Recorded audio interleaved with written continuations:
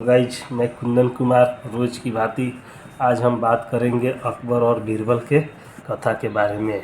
एक बार अकबर अपने छोटे बेटे को गोद में लेकर उसके साथ खेल रहा था। इतने में उसकी बेगम वहां आई। अकबर ने बातों ही बातों में उसे दरबार में एक न्यायाधीश का पद खाली होने के बारे में बताया। साथ ही यह भी कहा कि वह इस पद पर अपने नवरत्नों में से एक महाबुद्धिमान बीरबल को नियुक्त करना चाहता है। यह सुनकर बेगम ने जिद पकड़ ली कि उसके भाई को ही न्यायाधीश नियुक्त किया जाए। बेगम अपनी बात पर अड़ गई और उसने तुरंत अपने भाई को महल में बुलवा लिया।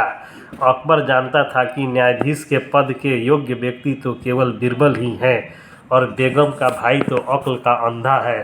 फिर भी बेगम को बुरा न लगे इस दृष्टि से उसने कहा, हम दोनों की परीक्षा लेकर देख लेते हैं। परीक्षा में जो सफल होगा उसे न्यायाधीश बनाएंगे। दूसरे दिन अकबर दरबार में बैठा हुआ था। बीरबल और बेगम का भाई भी अपने अपने आसन पर बैठे थे। दरबार का कामकाज पूरा होने के बाद अकबर ने कहा, कल एक अजीब घटना घटी। एक व्यक्ति ने मेरे महल में घुसकर मेरी दाढ़ी खींच ली। ऐसे बेअदबी करने वालों को क्या सजा होनी चाहिए? यह सुनकर पूरा दरबार स्तब्ध रह गया। सब सोचने लगे, बादशाह की दाढ़ी खींचने वालों कौन हो सकता है? अकबर ने बेगम के भाई की ओर देखकर कहा, तुम इसका फैसला करो।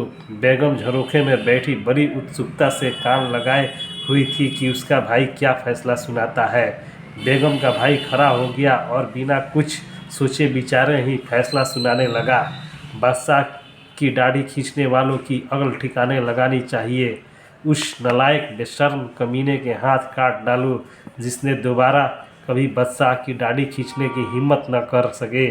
फिर रुक कर बोला, परंतु महाराज, वह गुनहगार है कहाँ? बेगम के भाई का फैसला सुनकर दरबारियों की गुनहगार को देखने की उत्कंठा बढ़ गई। बेगम तो भाई का फैसला सुनकर चौंक उठी और झरोखे के निकट खड़ी हो गई। अकबर ने हल्की सी मुस्कान के साथ तिरछी नज़र से बेगम की ओर देखा। अड़ियल बेगम को उद्विग्न देखकर उसके मन में बड़ी गुदगुदी हो रही थी। फिर उसने बीरबल से कहा, तुम इस निर्णय के बारे में क्या सोचते हो?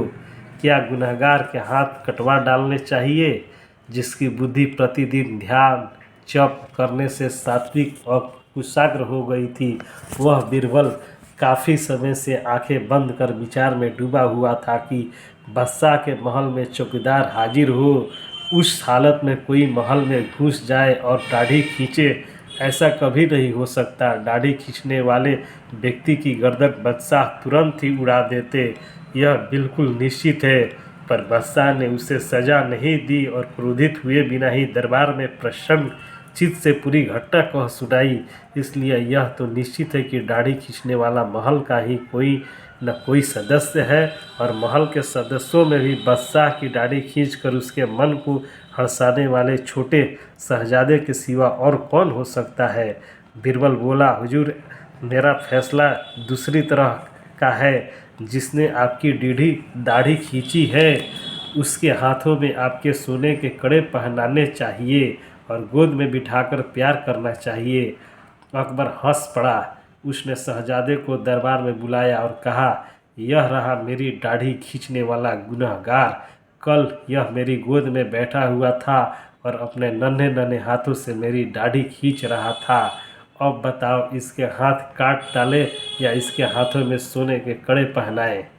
सारा दरबार आनंद और विस्मय से मुग्ध हो गया। बेगम चुपचाप बैठी देखती रह गई। अकबर ने शहजादे को गोद में बिठाकर उसके हाथों में सोने के कड़े पहनाए। बेगम बीरबल की कुशाग्र बुद्धि का लोहा पाट गई। उसने अपने भाई को न्यायाधीश बनने की जिद छोड़ दी। इस कहानी से हमें शिक्षा मिलती है कि जो बुद्धिमान होते हैं उनको ही राजा कभी भी अपने न्यायाधीश के पद पर नियुक्ति करना चाहता था, लेकिन अपने भाई का प्रेम कहिए या जो कहिए, अपने भाई को वह न्यायाधीश के पद पर बैठाना चाहती थी। लेकिन अकबर ने यह प्रसंग रचकर उनको दिखा दिया कि जो व्यक्ति योग्य होते हैं उनको ही पद प्रतिष्ठा मिलती है। इसलिए आप कभी भी न सोचें कि इस पद पे ये व्यक्ति बैठा है तो वह गलत है।